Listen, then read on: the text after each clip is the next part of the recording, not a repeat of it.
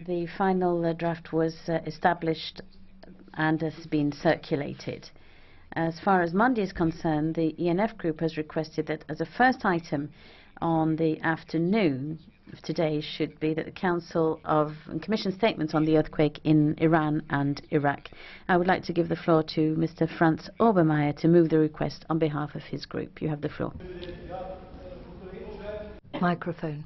Gets besser. It's all well and good to send letters of condolences, but aid is even more useful to both Iran and Iraq. We're talking about an earthquake of 7.3 on the Richter scale, 340 on one side of the border lost their lives. Some villages in Iraq, in the Kurdish region, have been hard hit. We don't yet know the total number of fatalities. I think the EU should offer assistance on both sides of the border. It would be important in terms of a humanitarian gesture and a diplomatic gesture, because otherwise this could lead to destabilization, and I think that the EU can really do a lot to assist here in this case. Thank you, Mr. OBERMAYR.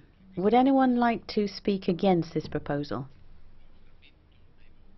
No, then I would like to put to a vote the ENF proposal that requests that as a first item on today's agenda we should add the Council and Commission statements on the earthquake in Iran and Iraq. Those in favour of the proposal from the ENF group? Those against? Abstentions? Rejected. So the agenda remains unchanged. Furthermore, the ENF group has requested that as the first or second, what would be the first item in the afternoon, we should have the Council and Commission statements on the Black Monday protests in South Africa. I will give the floor to Mrs. Atkinson to move the request on behalf of her group. You have the floor. Mr President, last week the ENF group put forward the situation in South Africa as one of the topics for human rights urgencies. Unfortunately, this proposal was rejected, but the situation remains extremely serious.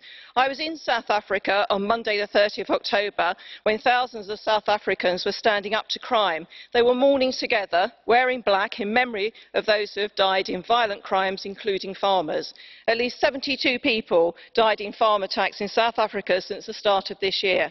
Being a farmer in South Africa is one of the most dangerous professions in the world, and it's not just farmers who are at risk. Every day, an average of 52 people are murdered in South Africa, and there are huge concerns about the functioning of the police. Strangely enough, this doesn't seem to be an issue for the international community. My proposal is to have a debate on this statement from the Commission and the Council and have it as the first item on the agenda this evening. But actually, I really don't hold out much hope, because you're just going to vote against it because it's us. Think about the human rights atrocities that are happening across this globe, and that includes South Africa. And I challenge you to turn down this proposal.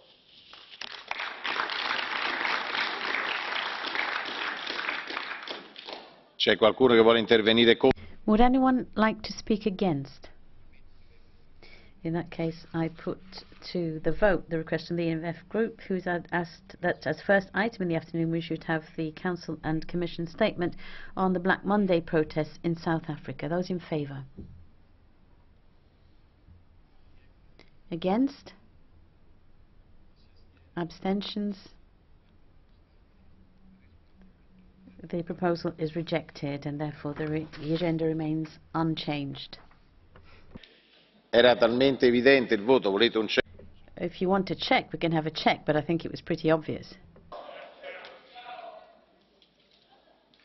Per martedì il gruppo FDD ha chiesto di aggiungere. For Tuesday, the FDD group has asked that Council and Commission statements on the situation in Catalonia be added as a second item in the morning. Consequently, the Senalova report on cooperation between national authorities responsible for the enforcement of consumer protection laws should be moved to Tuesday afternoon with a vote on Wednesday.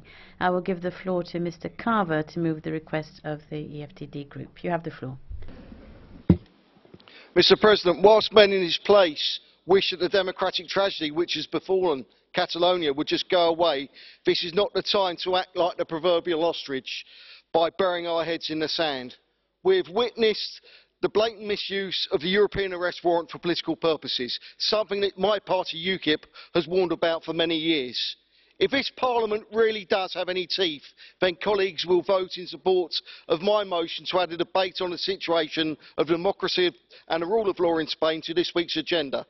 If we do not, then never again will members have the moral right to preach about self-determination and democratic rights, not least when the situation in Malta and Poland will be debated this week. So the argument for refusing on the grounds of avoiding interference in home affairs of a member state does not stand. What's good for the goose must be good for the gander, as we say in my country. As I've said before, the eyes of the world are watching us, and it is high time to put the concerns of the Catalonian people before the internal politics of some of the political groups in this chamber. I also call, Mr. President, for this vote to be roll called. Thank you.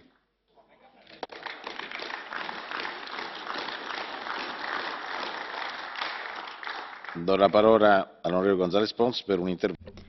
Mr. González Pons has the floor to speak against. Gracias, señor presidente. Thank you, President.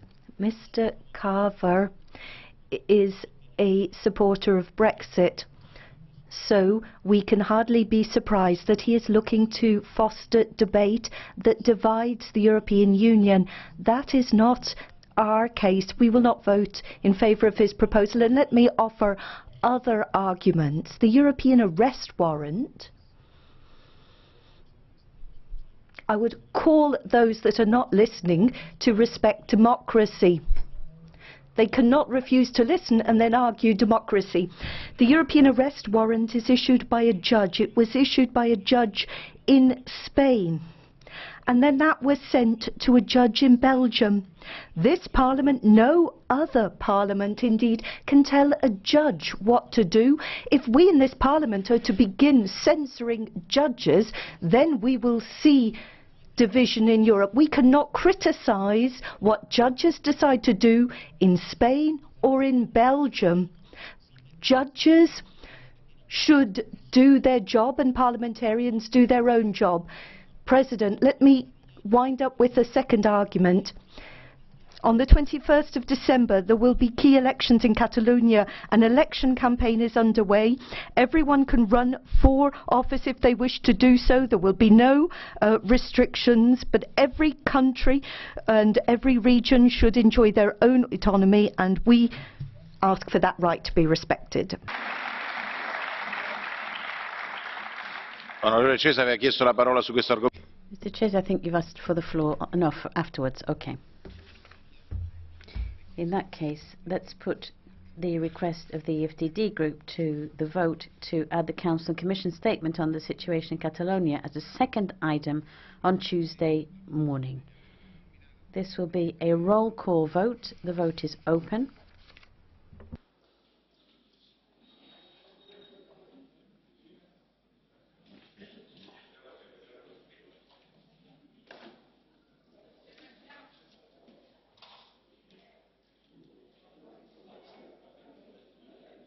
Hanno votato tutti?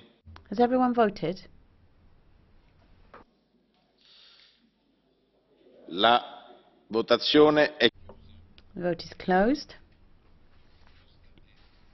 The proposal is rejected and the agenda remains unchanged.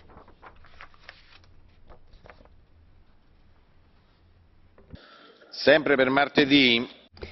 Still for Tuesday, the Greens EFA group has asked as a second item on Tuesday afternoon that we add the Council and Commission statements on the social pillar.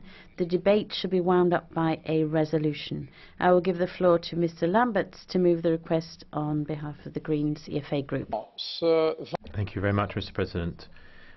On Friday, the 17th of November in Gothenburg, there will be a summit held exclusively on the topic of social Europe, and our fellow citizens have really been fed up about this talk of social Europe without really seeing a credible coming into being of it. Competition is the dominant model between social systems and between tax systems, and I think it would not be advisable for this Parliament to be uninterested in that summit. Obviously, we can take our time to debate it afterwards, but I think ahead of the summit, if the Parliament wishes to show itself a little adult, then maybe it should set out some of the positions that it thinks the summit might take. So that might happen this week. It can also happen afterwards, but it is very important that we should be able to give our thoughts on this before the summit. Thank you. Per parlare contro? You'd like to speak against? Go ahead. Monsieur le Président, notre groupe... President, our group is very clear on the importance of the event scheduled to take place in Gothenburg at the end of the week. We are proud that the Parliament will be represented through a broad delegation and on the basis of a report adopted by the Parliament in January this year with broad-ranging support. The way forward is clear. I also share the concerns expressed by the Greens and Mr. Lamberts. The social pillar really does need to be implemented in practice. The S&D group would also call for debate on implementation in the December part session immediately after the Gothenburg event. We will formally table that proposal so that we can have debate in December. So if a choice is to be made, we do feel that these discussions are important, but it would be more helpful to have the debate in December. And in any case, we will be well represented at the summit in Gothenburg this week. Vous confirmez votre? Bien sûr. Alors. Mr. Lambert, you would confirm? You could have both, Mr. President. I mean, when the European Council meets, we have a debate ahead of that, and we have a debate afterwards. And I think a summit of this importance is the least we might do. Merci. Allora, mettiamo ai... Thank you. Then I put the request of the Greens group to the vote, asking that second item on Tuesday afternoon, tomorrow, we should have a Council and Commission statement on the social pillar with a resolution. Those in favour? Those against? Abstentions? Let's check.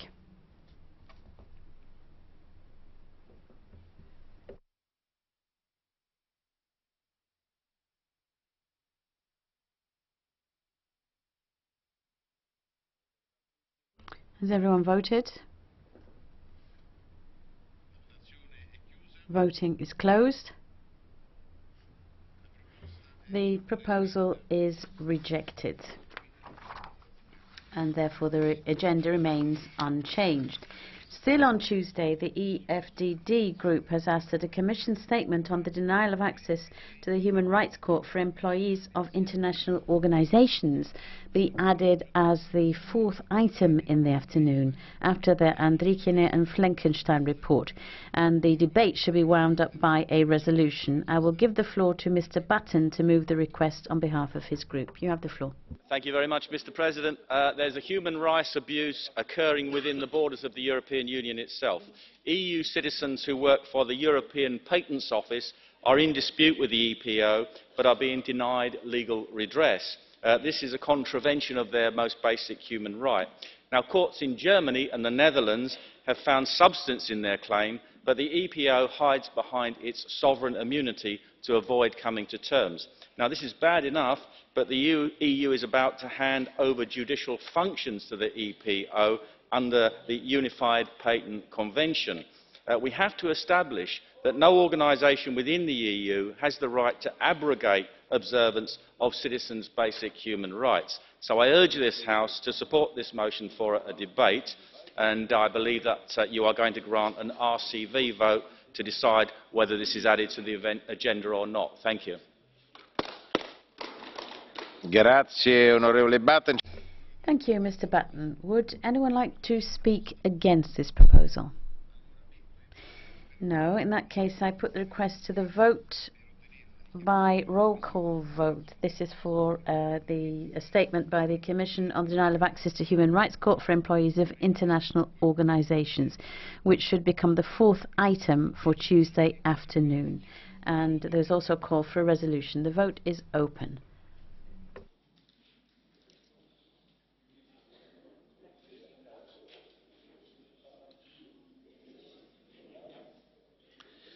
Il voto è chiuso. Vote is closed. The proposal is rejected. The agenda remains unchanged. So the agenda is now established. We now come to the order of business. The first is the report by Mrs. Mialova on territorial typologies. Chi viene, Presidente? Arriva.